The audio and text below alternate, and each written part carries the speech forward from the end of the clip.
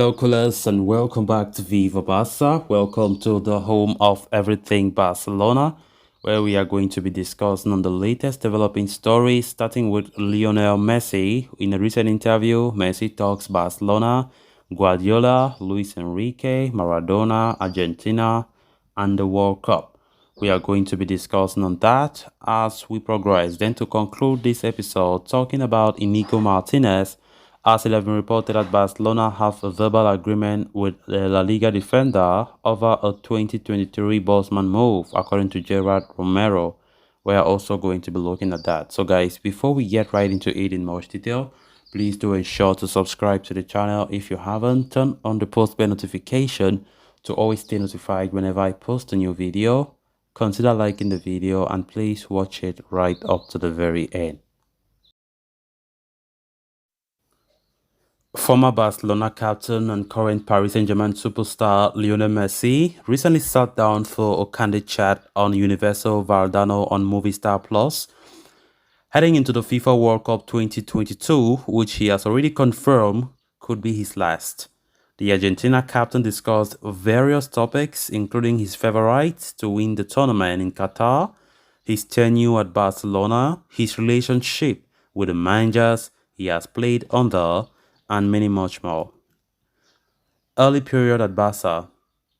Messi arrived at Barcelona way back in 2001 when he was just 13 years old. After having had a trial in late 2000, given his age, the move from Argentina to Spain was going to be tricky for the icon, which he admitted in the interview. He said, "I was in Barcelona for 15 days doing trials.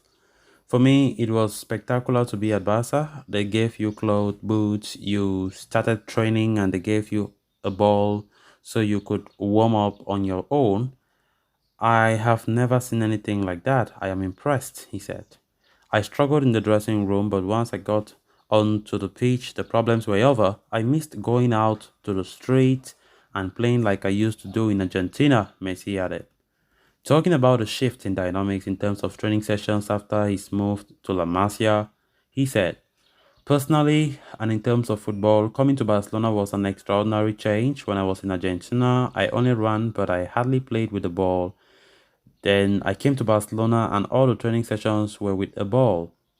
Upon arrival, Messi was unable to play for Barca's Infantiles immediately due to some transfer conflicts with the former club Newer Old Boys, which affected his adaptation at the club. He said, "I had a very difficult year. I was 6 months without being able to play, and when I came back, I was injured again," Messi recalled.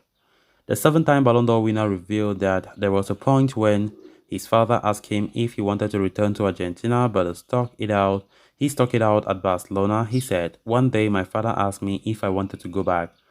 I said no. I had done the most difficult part, which was adapting." Soon enough, though, things turned around and Messi was quickly fast-tracked to the first team set up in 2004. Talking about his swift progress through the ranks, he said, "I was 14 years old when I signed for Barcelona. The first year was already spectacular. The next year I was promoted. In 2 years, I was already training with the first team with Barca B. It was all very fast." On his experience with the senior team, Messi stated, "Before the Gampa, I had already done the pre-season with Rijkaard in Asia. At that time, Marquez, Ronaldinho, and Eto'o were playing for Barca. That Gampa against Juve changed everything. It changed the look of the club towards me."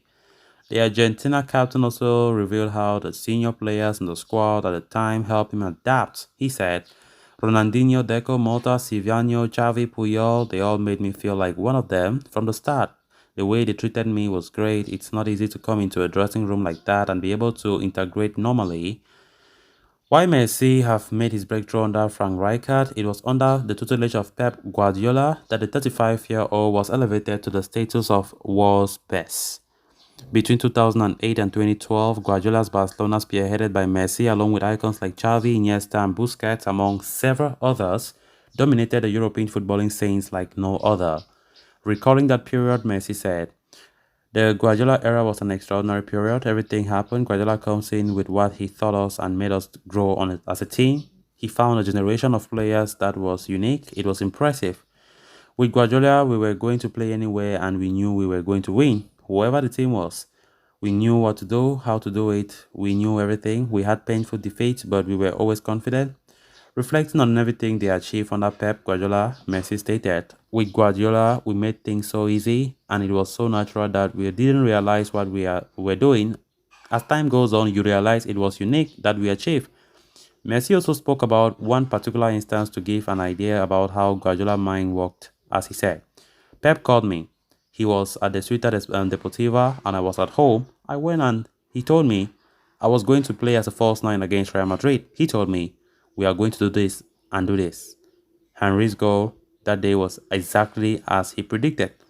Hailing the former Barcelona boss as the best ever, Messi said, Guardiola is the best coach, I have no doubt. He's special, he prepared the games like nobody else, he knew everything. I regret not having enjoyed the Guardiola era even more, not having enjoyed it more with him. I always like having the ball at my feet. I love having Xavi, Iniesta and Busquets next to me. It was all so much easier, he said. Then Barcelona handed over the reins to Luis Enrique 2 years after Guardiola had stepped away, and Lucho helped the club reach great heights during his stint at Camp Nou. And Messi claimed that there were a lot of similarities between how the two managers operated. He said, Luis Enrique is very similar to Pep. Pep has something special, but Luis is similar in the way he prepares and reads the game. He looks for the gaps to hurt the opponent. He had the same philosophy. The PSG ace admits to have had an argument with Enrique at one point during his time there, but insisted that everything worked out well and he enjoyed playing under the current Spain manager. He said, Luis Enrique and I had an argument, but then we sorted it out. I'm a person who says what I think. I have never been false to anyone. I have been wrong 1,000 times and I will continue to be wrong, but we are humans. Luis Enrique was very important to me. I was very happy with him. The Spanish national team is what Luis Enrique wants. Everyone recognizes his great work there. Messi has broken all sorts of records, broken all kind of records playing for Argentina, but until last year he was unable to win any trophy with Argentina. That changed when they led them to the Copa America 2021 triumph against Brazil. He said, after so much, an impressive moment has arrived with the national team. There were so many years and so many disappointments. That's why I cried at that last Copa America. Messi also spoke about working with another Argentine legend, Diego Maradona, who was the manager of the national team for a brief period. He said, the time with Maradona as coach was spectacular. We arrived at the World Cup suffering, but I think the whole process was very nice. Even though it ended the way it did, it was very good for him too, the way he enjoyed being with us, the day to day. On the current Argentina manager, Lionel Scaloni, Messi says, Scaloni has always had a very special personality. He's a very good coach. The best thing about him is his communication and how he manages the group. Scaloni is convinced and doesn't look at what others say. The way he treats the players makes the group what it is today. Argentina are in a good moment heading into the World Cup and are seen as one of the favorites by many people, including Barcelona's midfield prodigy Pedri.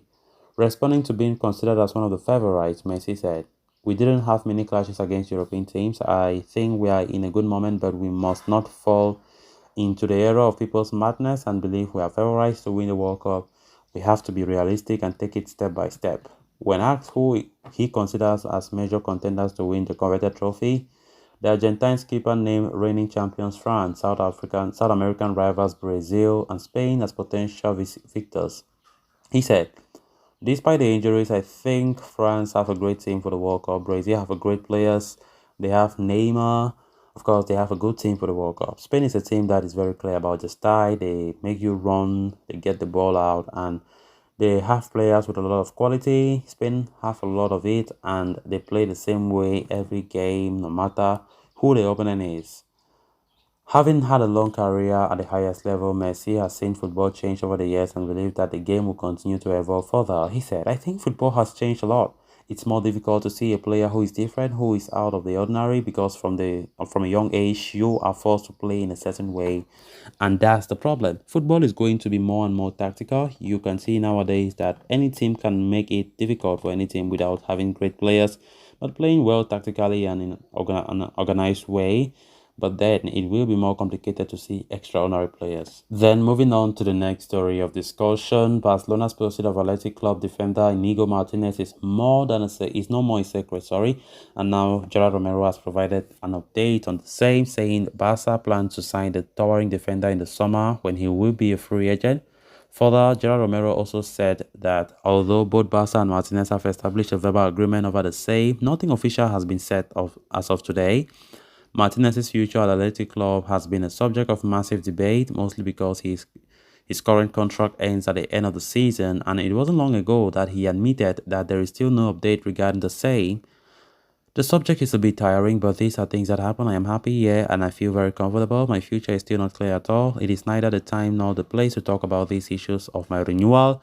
I do not lose focus and I'm always giving my best for Athletic Club. I have a contract until the end of the season. I will fight, and that is what God wants. I am very happy here. I come every day with a smile and I enjoy Bibaho. I feel loved. Now, the fact of the matter is that everything is unknown. While Athletic Club are in constant touch with Martinez's representative over a potential renewal, it goes without saying that an offer from Barca would be too hard to refuse. At Barca, there is growing sense of belief that a centre half is a necessity, mostly because Gerard Piqué has now retired, but the emergence of Marcos Alonso as an option at centre back has meant that the club are not looking for a new player for the position in January. However, the Spaniard will only be seen as a temporary solution, and Barcelona will look to sign a central defender in the summer, with Martinez the most likely to arrive. It has previously been reported that a verbal agreement is in place and Romero too corroborates those claims, although he insists that nothing has been signed as of yet. But as things stand, all signs point towards Martinez joining Barca as a free agent next year. So guys, with that we have come to an end of this episode. Thanks a lot for watching. Until next time, bye bye.